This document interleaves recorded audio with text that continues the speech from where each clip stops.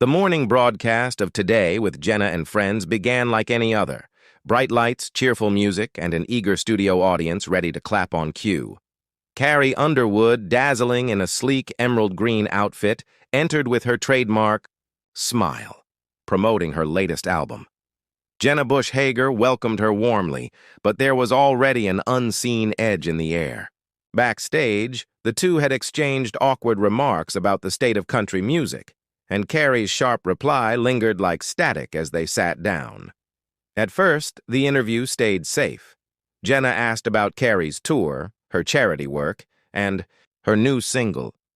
But then she leaned forward and asked, "Some critics say your style hasn't evolved much over the years. Do you think you're playing it safe?" The audience gasped. Carrie's smile thinned, her eyes glinting. "Safe," she repeated, raising a brow. "I call it staying true to myself. Maybe some people are too busy chasing trends to understand that." Jenna tried to laugh, but her blinking betrayed her. Instead of backing off, she pressed further. "But don't you think artists today need to reinvent themselves to stay relevant?" Carrie's tone hardened. "Relevance isn't about gimmicks, Jenna. It's about connection, not selling out for clicks." The audience clapped, though uneasily. Even Jenna's co-hosts exchanged nervous glances, but things escalated when Jenna mentioned Carrie skipping. The red carpet at a recent award show. Carrie's southern charm slipped into steel. "I don't need a red carpet to make headlines. My work speaks for itself. Some people need other ways to stay in the spotlight," the crowd murmured. Jenna faltered. A producer signaled for a commercial, but the clash kept building. When Jenna referenced criticism over one of Carrie's music videos, Carrie cut her off. "And yet, it went platinum. Funny how that works." The crowd erupted, half cheering, half shocked. Finally, Jenna made the mistake that ended it all. "Well, some people might say you don't take criticism well." Carrie leaned forward, calm but cutting. "And some people might say you ask questions you're not ready for the answers to." The silence was suffocating. Carrie unclipped her microphone, set it gently on the table, stood, and walked out, her heels echoing through the studio. The audience gasped. Jenna froze, gripping her cue cards as producers scrambled to cut to commercial. Backstage was chaos. Audience whispers filled the air. Staff rushed to salvage the show while Jenna sat regaining composure. After a long break, she returned with a strained smile. "Well, Live TV is unpredictable. We love Carrie and wish her all the best." The show moved on, but the awkwardness lingered. By afternoon, social media was ablaze. Carrie vs. Jenna and Our Country Clash trended worldwide. Clips went viral. Carrie's sharp lines, Jenna's stumbles, the dramatic exit. Fans split into camps. Some praised Carrie for defending her artistry, others accused her of overreacting. Industry. Insiders whispered that Jenna's questions were deliberately provocative.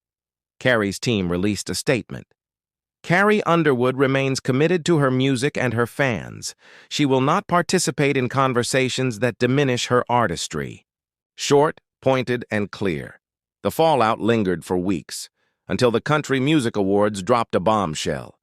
Carrie and Jenna would co-present an award together. Backstage at the CMAs, the tension was palpable. Carrie arrived first, radiant. In a silver gown, her focus unwavering. Jenna followed in a bold crimson dress, her smile broad but her eyes darting when she spotted Carrie. Crew members shifted nervously, sensing sparks ready to fly. Their first run-in was brief, a glance in the hallway, Carrie nodding once before walking past. A stylist later whispered it felt like the room temperature dropped 10 degrees. When they walked out together to present Best New Artist, the energy was electric. Jenna, reading the teleprompter, slipped in a subtle jab. "Proving that even tradition can stay relevant." She gestured toward Carrie. The audience chuckled. Carrie's jaw tightened. "Well, Jenna," Carrie replied smoothly, "I guess some things never go out of style, like asking the wrong questions at the wrong time." The audience gasped, half laughing, half shocked. Cameras zoomed in on Jenna's frozen smile. It was déjà vu, except now it was live, in prime time, and millions were watching. They announced the winner with professional cheer, but backstage the tension snapped again. Jenna tried weakly to ease it. "You know, Carrie, we could end this whole thing with a laugh." Carrie stared, then answered, "Some things aren't funny, Jenna." She turned and swept toward the VIP lounge, her gown trailing like a silver wave. By the next morning, the moment was everywhere. Headlines screamed, "Carrie vs. Jenna 2.0, the feud goes prime time." Blogs and morning shows compared the CMA clash to the infamous walk-off. Fans replayed clips, dissecting every smirk, every pause. Even late-night comedians couldn't resist. Behind the scenes, industry insiders debated, was this genuine bad blood, or was it PR genius? A leaked email from a network exec suggested the latter. If this continues, we could have them headline a joint special and break ratings records. Neither Carrie nor Jenna confirmed anything, but whether real or orchestrated, one thing was certain. Daytime television had spilled into prime time, and the world couldn't look away.